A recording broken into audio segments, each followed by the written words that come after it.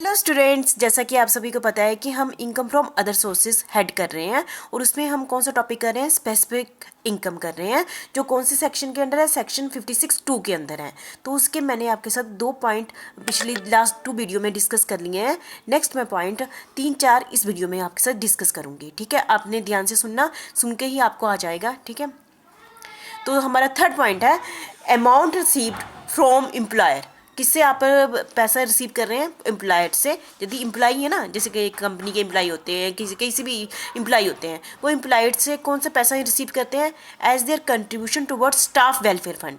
जैसे कि कई बार बहुत सारी इंस्टीट्यूट ऐसे होते हैं ना जिन्होंने स्टाफ के वेलफेयर के लिए क्या बनाया होता है कि कोई बनाया होता है कि स्कीम बनाई होती है स्टाफ वेलफेयर के लिए ना, और उसमें क्या करता है एम्प्लॉयर, उसमें कंट्रीब्यूशन करता है। कौन करता है? एम्प्लॉयर करता है। कि उसने किसके बेनिफिट के लिए बनाया हुआ है? एम्प्लॉय के बेनिफिट के लिए बनाता है।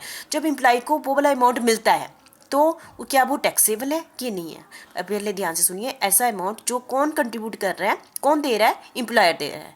और किसको बाद में बेनिफिट किसको होगा? एम्प्लॉय को होगा। असेसी कौन है? एम्प्लॉय है। एम्प्लॉय की बात कर रहे हैं। वो क्या वो उस पर टैक्स देगा कि नहीं देगा, ये बात हम डिस्कस करेंगे। सच ठीक है। ये कौन सी इनकम होती है? Amount received by employee. Employee ने रिसीव किया गया है। ठीक है, जैसे कि जो जिसने मुझे नौकरी दी है वो कैसे कंट्रीब्यूशन कर रहा है? प्रोविडेंट फंड दे रहा है, सुपर एनुएशन फंड दे रहा है, any other staff welfare fund उसने बनाया है। और under the employee state insurance act 1948 के अंदर, अंडर इंश्योरेंस एक्ट के बनाया है। ठीक है, ऐसे ऐसे कुछ काफ़ी सारे फंड है जिसमें कौन कंट्रीब्यूट कर रहा है? एम्प्लॉयर कर रहा है। ठीक है, और बेनिफिट किसको मिल रहा है? एम्प्लॉय को मिल रहा है। तो it is not treated as income of the employee. ये इनकम किसकी? एम्प्लॉय की इनकम नहीं मानी जाएगी, मतलब इस पर उसने टैक्स नहीं देना है। फिर से सुन लीजिए, कंट्रीब्यूशन किसने किया है? एम्प्लॉयर ने किया है। किसके बेनिफिट के लिए किया है? एम्प्लॉय के बेनिफिट के लिए स्कीम चलाई गई है। और एम्प्लॉय को जब ये वाले बेनिफिट मिलते हैं, पैसा मिलता है, जैसे प्रोविडेंट फंड मिल गया, ये मिल गया, तो उस पर एम्प्लॉय ने इस पर कोई भी टैक्स नहीं देना है। ठीक है, लेकिन इसकी शर्त है, एक बात ध्यान रखना, क्योंकि जब एम्प्लॉय को जब ये पैसा मिले, ठीक है, तो जो amount, the same amount to employee account is relevant fund before the due date.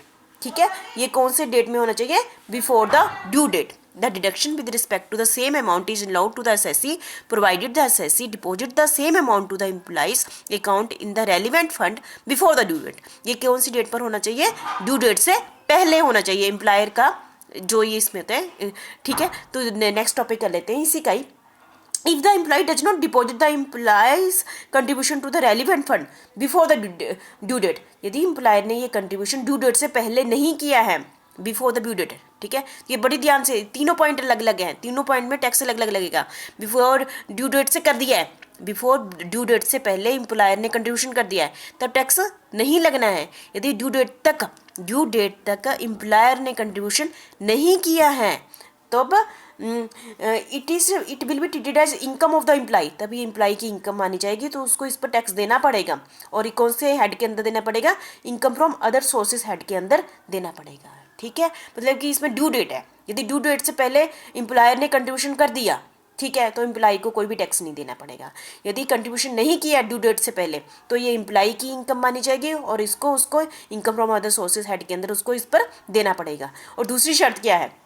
Under section 28 है, जो मैंने यहाँ टाइप नहीं किया, कि शर्त है कि उसने income from business and profession में ये टैक्स ना दिया हो। ठीक है, तो मुझे लगता है कि ये टॉपिक आप समझ गए। ठीक है, यहाँ पर मैंने बस एक ही टॉपिक आपके साथ डिस्कस किया है। जब एम्प्लॉयर कंट्रीब्यूट कर रहा है, एम्प्लॉइज़ के वेलफेयर के लिए उसने स्कीम चलाई हुई है, और एम्प्लॉइज़ को जब ये अमाउंट मिलता है तो उसने टैक्स नहीं देना है यदि ड्यू डेट से पहले एम्प्लॉयर ने कंट्रीब्यूशन कर दिया है। यदि एम्प्लॉयर ने कंट्रीब्यूशन ड्यू डेट से पहले नहीं किया है और एम्प्लॉय को जो ये अमाउंट मिलता है तो वो उसका इनकम मानी जाएगी, उस पर उसने क्या देना है? Income from other sources income मानी जाएगी, उस पर उसने इस पर क्या देना है? टैक्स देना है। लेकिन शर्त है कि उसने ये पहले इस पर टैक्स बिजनेस एंड प्रोफेशन में ना दिया हो। ठीक है, ये भी शर्त है। ठीक है, थर्ड पॉइंट हमारा हो गया।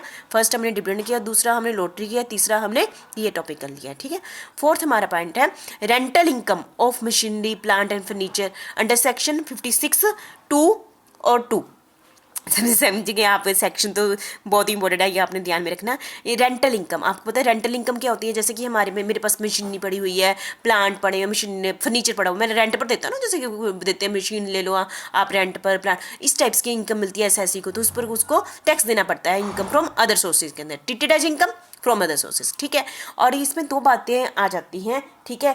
कई इसमें ये, if the earning are taxable under the head income from business और प्रोफेशन, यदि पहले ही उसका ये बिजनेस था कि प्लांट को देना और उस पर इनकम कमाना, तो यदि इस पर जो टैक्स है income from business and profession head के अंदर लग गया है, तब वो इस हेड के अंदर नहीं आएगी, ठीक है। यदि उस हेड के अंदर नहीं लगा है, तब इस हेड के अंदर उसकी क्या लगेगी, इनकम को शो किया जाएगा और उस पर क्या दिया जाएगा, टैक्स दिया जाएगा। कौन सी? रेंटल, रेंट पर हमने दिया था और रेंट हमें रिसीव हुआ है, ये income from other sources head के अंदर आएगा, ठीक है। इसी के अंदर दूसरा टॉपिक है कंपोजिट लाइटिंग, सेक्शन 56(2) और 3, सब सेक्शन आगे 3 आ गया। जैसे कि होता ना, अकेले फर्नीचर नहीं दिया, मशीनरी नहीं दी, साथ में बिल्डिंग भी दे दी, ठीक है, कंपोजिट इकट्ठा कर दिया, और हम उनको सेपरेट कर भी सकते हैं और नहीं भी कर सकते। ये दोनों ही केसेस में यदि बिल्डिंग के साथ प्लांट मशीनरी आप फुल दे दिया, ठीक है, और आप उस पर क्या ले रहे हो, रेंट ले रहे हो, shall be taxable under the head, उस पर टैक्स लगेगा। कौन से हेड के अंदर? Income from other sources head के अंदर उस पर क्या लगेगा, टैक्स लगेगा, चाहे सेपरेट कर सके या ना करे। If the earning are taxable under the head income from business and profession then it will not be treated as income from other sources. मतलब कि दोनों ही सभी के केसेस में ये है कि बिजनेस एंड प्रोफेशन में उसका टैक्स ना लगाओ, नहीं लगा है तो income from other sources income head के अंदर उसको क्या देना पड़ेगा, टैक्स देना पड़ेगा। रेंटल इनकम और मशीनरी प्लांट एंड फर्नीचर, इसमें अंदर मैंने आपके साथ 2 सेक्शन डिस्कस किए, सेक्शन 56(2) सेक्शन 56(3). इसमें कंपोजिट मतलब इसमें बिल्डिंग भी साथ में आ जाती है। ऊपर वाले टॉपिक में जिसमें 2 है, इसमें अकेले प्लांट मशीनरी और फर्नीचर ही आता है, ठीक है। तो मुझे लगता है कि 4th पॉइंट आप समझ गए होंगे, रेंटल इनकम है, फर्नीचर को हम देते हैं तो इस पर टैक्स लगेगा अदर सोर्स इनकम के अंदर, लेकिन पहले शर्त है कि आपने देख लेना कि बिजनेस एंड प्रोफेशन हेड के अंदर इस पर ना लगी हो हर केस में, ठीक है। नेक्स्ट है हमें रिसीप्ट्स ऑफ एनी इनकम और प्रॉपर्टी, हमने कोई भी हमें इनकम होती है या कोई हमें प्रॉपर्टी मिल जाती है विदाउट कंसिडरेशन। देखो कंसिडरेशन मतलब कि ऐसे ही फ्री में मिल जाती है, गिफ्ट मिल जाता है, जैसे पैसा मेरे हाथ में 5 करोड़ आ गया विदाउट कोई मैंने काम किए ना, विदाउट कंसिडरेशन ना, कोई मुझे प्रॉपर्टी गिफ्ट कर देता है, कोई मुझे वसीयत में दे देता है, कैसे ऐसे दे देता है ना, इनकम में होती है। मुझे किसी भी तरीके से कोई भी इनकम हो जाती है या किसी भी तरीके से मुझे प्रॉपर्टी मिल जाती है, लेकिन उसके लिए विदाउट कंसिडरेशन, मैंने कुछ नहीं किया है, मैंने अपनी तरफ से कुछ नहीं किया है, सबसे बड़ी बात विदाउट कंसिडरेशन, ठीक है। तो ये क्या इसी इनकम पर हमें टैक्स देना है कि नहीं देना है, यदि देना है तो कैसे देना है, इसको मैं आपके साथ डिटेल में डिस्कस करूंगी, ठीक है। ऐसी इनकम, एसआईसी ने ऐसी इनकम ले ली है, ऐसी प्रॉपर्टी ले ली है जिसके बदले उसने कोई भी कंसिडरेशन नहीं दिया है, विदाउट कंसिडरेशन, ठीक है। तो कौन से सेक्शन के अंडर है? सेक्शन 56 सबसेक्शन 2 और नेक्स्ट है 7 आ जाता है, सेक्शन 56(2) 7 आ जाता है। This clause has been inserted into section 56। आपको पता ही है सेक्शन 56 चला है by the finance act 2009, by the finance act. This clause कब, ये वाला क्लोज कब लगाया गया? ये फाइनेंस एक्ट के अंदर 2009 के अंदर में ये वाला एक्ट लगाया गया, तो आपको पता चल गया फाइनेंस एक्ट 2009 में लगाया गया। इफ एसएससी बीइंग, एसएससी कौन होना चाहिए? Individual and Hindu neural family, जिसको ये वाली इनकम मिली ना फ्री में विदाउट कंसिडरेशन, प्रॉपर्टी मिली है, इनकम मिली है, वो कौन होना चाहिए? SSC individual and Hindu neural family, ठीक है। तो यदि किसी भी इंडिविजुअल या हिंदू फैमिली को कोई भी इनकम है, प्रॉपर्टी मिल जाती है विदाउट कंसिडरेशन, तो वो इस हेड के अंदर आ जाएगी। The transaction of transfer of money और property must have been made, ये इस टाइप की ट्रांजेक्शन और मनी कब होनी चाहिए, कब, डेट भी दी हुई है, जैसे मैंने 1 अक्टूबर 2009 के बाद होनी चाहिए, क्योंकि ये पहले था ही नहीं ना, ये टॉपिक ही 1 अक्टूबर 2009 के बाद आया है। लेकिन आपके लिए तो इम्पोर्टेंट यही है ना, जो आप करंट असेसमेंट ईयर कर रहे हैं, प्रीवियस ईयर कर रहे हैं, ये इम्पोर्टेंट आपके लिए बात है, ठीक है। तो ये लागू ही कब हुआ है? 2009 को हुआ है, तो इसका मतलब कि इस ट्रांजेक्शन पर जो बात भी होगी 1 अक्टूबर 2009 के बाद ही होगी, और should not fall under the category of exempted one, ठीक है। तो ये किसी भी एग्जम्प्टेड कैटेगरी में नहीं आनी चाहिए, ठीक है। तो आप सभी समझ गए होंगे ऐसी इनकम किसको मिलती है, इंडिविजुअल को मिलती है या हिंदू अनडिवाइड फैमिली, सिर्फ 2 ही ऐसी, बाकियों की मैं बात नहीं कर रही हूँ। उनको ऐसी इनकम मिल जाती है, ऐसी प्रॉपर्टी मिल जाती है जिस पर उन्होंने कोई भी कंसिडरेशन नहीं दिया गया है, तो वो income from other sources head के अंदर आ जाएगी और उनको इस पर क्या देना पड़ेगा, टैक्स देना पड़ेगा। और ये कब, फाइनेंस एक्ट 2009 में इसको इंसर्ट किया था, इसको लगा दिया गया था, और ये 1 अक्टूबर 2009 के बाद लागू हुआ था। ठीक है, पर ये शर्त ये है इस पर कोई भी एग्जामिशन नहीं ली गई हो। ठीक है, तो ये कौन से सेक्शन के अंदर, सेक्शन 56(2)(7) के अंदर ये टॉपिक आ रहा है। ठीक है, हमारा 5th पॉइंट है वैसे तो इसका, द सम ऑफ मनी और property must fall in any one. ठीक है, तो इसके अंदर मैं आपके साथ 4 पॉइंट डिस्कस करूंगी। ठीक है, तो पहला पॉइंट है the sum of money, money में रिसीव कर रहे हैं, receive by assessee as gift in cash और चेक और डिमांड ड्राफ्ट। मतलब कि जो असेसी है, चाहे इंडिविजुअल है, हिंदू फैमिली है, वो क्या ले रहा है, मनी ले रहा है या चेक ले रहा है या डिमांड ड्राफ्ट ले रहा है। ठीक है, और उसने इसके बदले में कोई भी कंसिडरेशन नहीं दिया है। ठीक है, और आपको पता है कि ये इनकम फ्रॉम अदर सोर्सेज के अंदर क्या होगी, ये टैक्सेबल होगी। और आपको पहले ही मैंने बता दिया 1 अक्टूबर 2009 के बाद ही लागू हुई है। यदि अमाउंट, ये भी बहुत इंपॉर्टेंट है, यदि अमाउंट 50,000 से कम है, यदि मुझे पैसा जो मिला है, कैश मिला है या बैंक ड्राफ्ट मिला है, चेक मिला है, जो भी मिला है 50,000 से कम है, तो टैक्स नहीं लगेगा। ये भी इंपॉर्टेंट बात है ना, टैक्स नहीं लगेगा। 50,000 से ज़्यादा है तब टैक्स लगेगा। ठीक है, 50,000 से कम है तो नहीं लगेगा, 50,000 से ज़्यादा है तो टैक्स लगेगा। ठीक है, दूसरा टॉपिक आ जाता है इमूवेबल प्रॉपर्टी, जैसे लैंड होगी। इमूवेबल प्रॉपर्टी आप समझते हैं ना, जो चीज प्रॉपर्टी हिल नहीं सकती, इमूवेबल प्रॉपर्टी जैसे लैंड, बिल्डिंग, है ना, और रिसीव्ड बाय द असेसी, किसी असेसी ने रिसीव किया है और उसने उसके बदले कोई कंसिडरेशन नहीं दिया है ना। कितनी बड़ी बात है, कोई फ्री में हमें लैंड दे दे, बिल्डिंग दे दे, क्या हमें उस पर देना है टैक्स? ऐसे नहीं, फ्री गिफ्ट दे दिया किसी ने। तो value of the property is taxable as income from other sources, तो इस पर क्या देना है, हमें टैक्स देना है, जैसे आप सभी को पता ही है। और ये टॉपिक ही आप स्टार्टिंग में बता दिया 1 अक्टूबर 2009 से लागू हुआ है।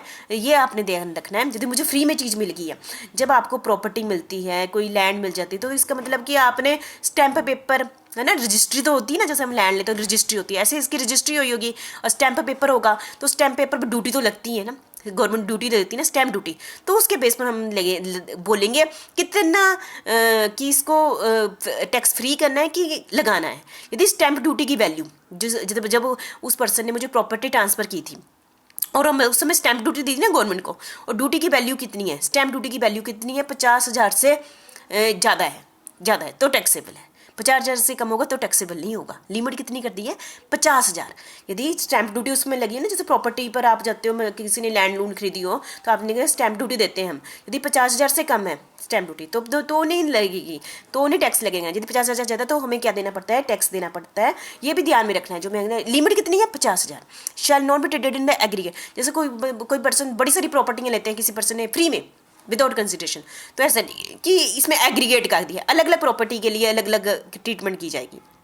एक प्रॉपर्टी का 50,000 देखा जाएगा, दूसरी प्रॉपर्टी का 50,000 देखा, तीसरी का देखा जाएगा, एग्रीगेट नहीं होगा। ठीक है, shall not be treated in aggregate of all the properties transfer, each individual property shall be separate, उसका हर प्रॉपर्टी को अलग अलग कर दिया, उसका कंपेयर 50,000 से किया जाएगा और उसके हिसाब से उस पर क्या लगाया जाएगा, टैक्स लगाया जाएगा। तो बहुत इंपॉर्टेंट बात पता चलेगी, स्टैंप ड्यूटी आपको डिसाइड करेगी कि इमूवेबल प्रॉपर्टी पर टैक्स लगना है कि नहीं लगना है, और कितना अमाउंट देखना है, 50,000 हमने देखना है। ठीक है, तो नेक्स्ट हमारा है movable property received by SIB without consider. Movable मतलब जिसकी मूवमेंट हो जाती है, कार होगी, फर्नीचर, कुछ भी ऐसा ना मूव हो रही है, जैसे ऐसे मूवेबल प्रॉपर्टी। ठीक है, और ये आपको पता है कि इस पर क्या लगना है, टैक्स लगना है, इनकम फ्रॉम अदर सोर्सेज के अंदर लगना है। ठीक है, और ये वही टॉपिक है, ये 1 अक्टूबर 2009 के बाद आया है टॉपिक। ठीक है, और यदि इसकी वैल्यू मार्केट में 50,000 की आ गया, 50,000 से कम है, यदि इसकी जो मार्केट में वैल्यू, मुझे तो फ्री में मिली ना विदाउट कंसिडरेशन, किसी ने मुझे फ्री में दे दी चीज़, पर उसके उस चीज़ की मार्केट में फेयर मार्केट वैल्यू और प्रॉपर्टी 50,000 से कम है तो टैक्स नहीं देना है। उस चीज़ की वैल्यू यदि मार्केट में 50,000 से ज़्यादा है तो टैक्सेबल है। ठीक है, आप सभी को पता चल गया। यदि कोई मुझे मूवेबल प्रॉपर्टी दे देता है, उसकी वैल्यू 50,000 से कम है तो टैक्स नहीं देना है। यदि 50,000 ज़्यादा है तो उस पर मुझे क्या देना है, टैक्स देना है। Fair market value of all such property, fair market value देखनी है हमने। ठीक है, तो मुझे लगता है आप समझ गए होंगे। तो नेक्स्ट टॉपिक करते हैं हम, मूवेबल प्रॉपर्टी और property C by SSC without adequate consideration. Adequate यहाँ पर वही है, मूवेबल प्रॉपर्टी है, जैसे मैं थर्ड टॉपिक किया, मूवेबल है लेकिन मुझे बड़ी सस्ती मिल गई, इसने बोला चलो जी 5 लाख की चीज़ है 50,000 में ले लो, तो ऐसा थोड़ी होता है। तो इसमें आपको, क्योंकि ये बड़ी बात होगी ना, तो हम ऐसे कर देंगे कि टैक्स से बचने के लिए ऐसा करते, नहीं ऐसा नहीं होगा। तो होल और एग्रीगेट अमाउंट, है ना, तो ये आपने देखना if the assessee receive the, है ना, यदि 50,000 की चीज़ 5 लाख में मिल जाए तो पहले हमने देखना कि उसको फ़ायदा कितना हो रहा है। पहले उसका फ़ायदा देखो, कि फ़ायदा कैसे देखेंगे, उसने जितने की वैल्यू है है ना। समझो मैंने 50,000, मैं मतलब मार्केट वैल्यू उसकी 5 लाख है, मेरे से उसने कितने लिए, 50,000 लिए, 4.5 लाख, 4.5 लाख का उसको फायदा हुआ ना।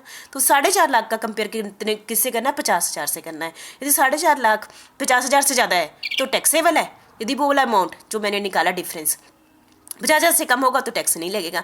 डिफरेंस किस में मैं निकाला, मैंने aggravate fair market value of such property, market value देखी और जो मैं अंडर मैंने दिया है उसका डिफरेंस देखा। यदि वो डिफरेंस क्या है 50,000 से कम है तो टैक्स नहीं लगेगा, यदि 50,000 ज़्यादा है तो ट्रीटेड एज इनकम होगी और उस पर क्या देना पड़ेगा, उसको टैक्स देना पड़ेगा। ठीक है, तो मुझे लगता है कि 4th पॉइंट आप समझ गए होंगे।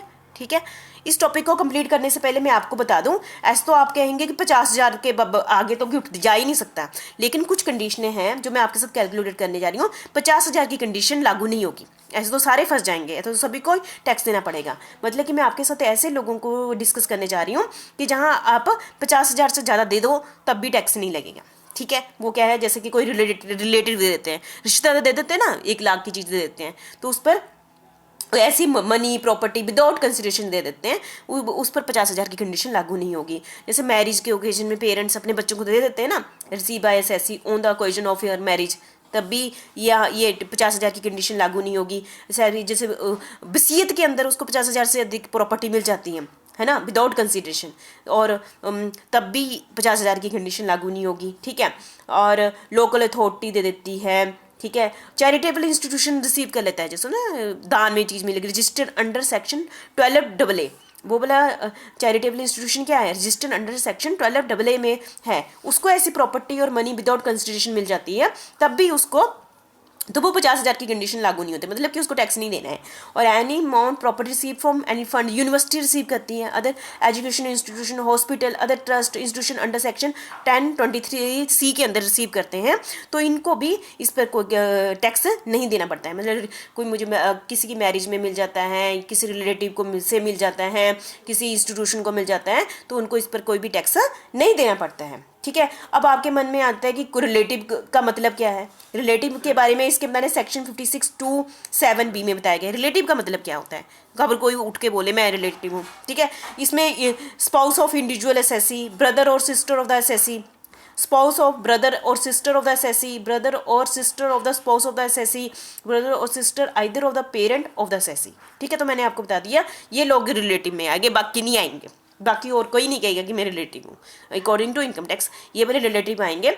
कोई इसके बारे में कहाँ बताया गया, सेक्शन 56(2)(7)B में बताया गया है। और मैंने आपको बता दिया कि 50,000 की शर्त बाकी लोगों पर लगती है, रिलेटिव पर नहीं लगती, मैरिज के ओकेजन में नहीं लगती, काफ़ी सारे पॉइंट मैंने आपको बता दिए। ठीक है, थैंक यू वेरी मच। तो मैंने आज आपके साथ 3 टॉपिक डिस्कस किए हैं। ठीक है, अंडर सेक्शन 56 के अंदर सेक्शन 56(2)(2), सेक्शन 56(2)(3), सेक्शन 56(2)(7। ठीक है, ये मैंने डिटेल में आपके साथ डिस्कस कर लिए हैं। Thank you very much.